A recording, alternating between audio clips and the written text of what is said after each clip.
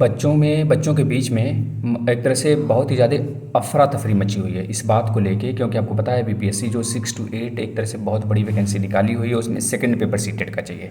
तो बच्चे को दिमाग में यह चलने लगा है, खास करके डीएलएड वाले प्रशिक्षुओं के लिए और बीएड वाले भी प्रशिक्षु हैं इसमें, क्योंकि दोनों के लिए BPSC second paper 6 to 8 allow है। तो दोनों के दिमाग में यह चलने लगा है, भाई फर्स्ट तो क्लियर ही नहीं हो रहा है, सीटेट का सेकंड पेपर कैसे क्लियर किया जाए। मैक्सिमम महानुभाव हैं जो दोनों क्लियर कर लेते हैं पहली बार में कुछ ही दिन पढ़ाई करके, और मैक्सिमम महानुभाव हैं जो कि 3-3 बार 4-4 बार दे लेते हैं, नहीं क्लियर कर पाते फर्स्ट पेपर ही। तो बात अब यहाँ पे आती है सेकंड पेपर कैसे क्लियर करेंगे। तो मैं आपको एक जादू बताने वाला हूँ, इस जादू को ध्यान से सुनिएगा और अमल करिएगा। पहले तो आप यूट्यूब का सहारा लेना बंद कर दो, बिल्कुल भी बंद कर दो। आप एक काम करो, क्योंकि पेपर ऑफलाइन है, अगर आपको लगता है जो बंदा अच्छा पढ़ाता है यूट्यूब पे उसका कोर्स ले लीजिए और सेकंड पेपर पे बिल्कुल फोकस करिए, सिर्फ सेकंड के एसएसटी पे, अगर एसएसटी बैकग्राउंड है, नहीं तो मैथ और साइंस बैकग्राउंड है तो मैथ और साइंस बैकग्राउंड पे फोकस कर लीजिए, बिल्कुल बेहतरीन तरीके से फोकस कर लीजिए। और दूसरी तरफ आप एक जो है पेपर मतलब एक तरह से ऑफलाइन सेट ले लीजिए बच्चों, 35 का या फिर 40 वाला। अगर 40 वाला 35 वाला नहीं मिलता है, मेरे यहाँ तो मिलता है खैर बनारस में, लेकिन अगर हम बात करें तो अगर आपको 35-40 नहीं मिलता है तो 15-15 वाला कम से कम मिलता है, तो 15-15 वाला 3 सेट लीजिए, वो भी अलग अलग सेट लीजिए, मतलब कि अलग अलग पब्लिकेशन कर लीजिए बच्चों।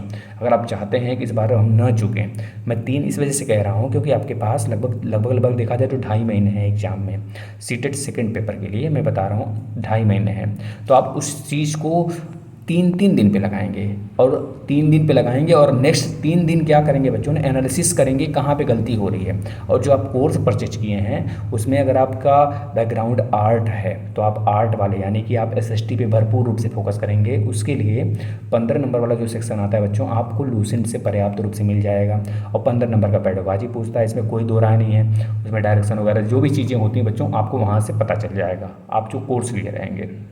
और जो बच्चे साइंस और मतलब साइंस बैकग्राउंड से हैं तो उनके लिए मैथ और साइंस रहेगा 30-30 नंबर में, 60 नंबर ये हो गया। तो 15-15 नंबर उनका भी, यानी 30 नंबर जो उनका होगा ना बच्चों, वो भी एक तरह से बेसिक चीज़ें होंगी, मतलब कि मैथ होगा प्लस साइंस होगा। तो साइंस बैच बच्चे जो हैं साइंस वाले होते हैं उसमें भी बहुत सारे बच्चे फेल हो जाते हैं।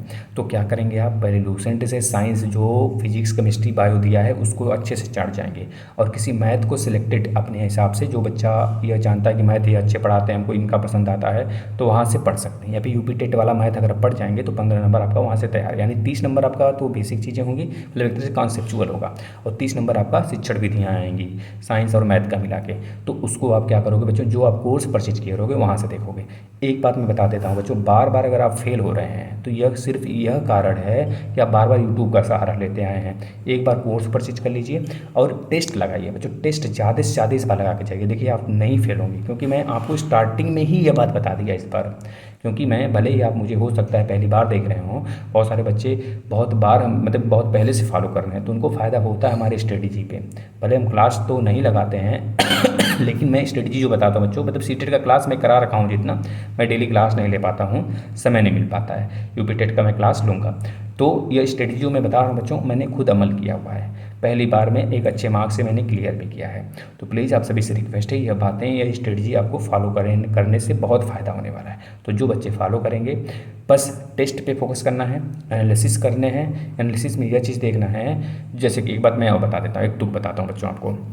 ऐसे मान लीजिए आपको पेपर में बहुत सारे क्वेश्चन नहीं आ रहे हैं, मैक्सिमम मान लीजिए 150 क्वेश्चन है, 150 में से आपको 90 क्वेश्चन या फिर 80 क्वेश्चन या फिर कर लीजिए 100 क्वेश्चन बहुत अच्छे से आपने कर लिया।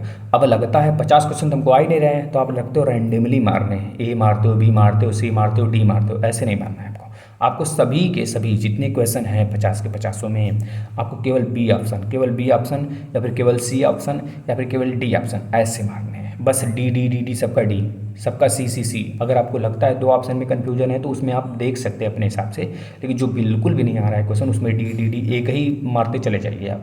बस ये चीज़ें मैं बता रहा हूँ बच्चों, बहुत ही ज़्यादा फायदा करेगा आपको। ये मत सोचिएगा हम आपको गलत चीज़ें बता रहे हैं, लेकिन एक बच्चों पास होना है आपको।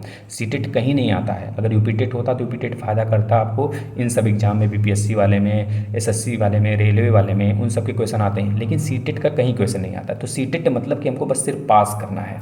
सीटेट का यहाँ तक कि बच्चों आगे सुपर टेट में भी क्वेश्चन नहीं आता है, इतना समझ लीजिए। पेडागोजी से रिलेटेड बहुत ही कम, मतलब कि इक्का दुक्का तिक्का 5-6 क्वेश्चन होते हैं बस, इससे ज़्यादा नहीं होते हैं, समझ रहे हैं ना। तो सीटेट हमको किसी भी प्रकार से क्लियर करना है, 90 मार्क्स से ज़्यादा आना चाहिए, 90 या फिर 90 मार्क्स से ज़्यादा, तभी जाके अब एक तरह से हर जगह सर्वाइव कर पाएंगे, चाहे वह सेंट्रल का एग्जाम हो, चाहे वह एक तरह से अपने स्टेट का एग्जाम हो। बच्चों हर कैटेगरी के लिए मैं बात कर रहा हूँ, ठीक है ना।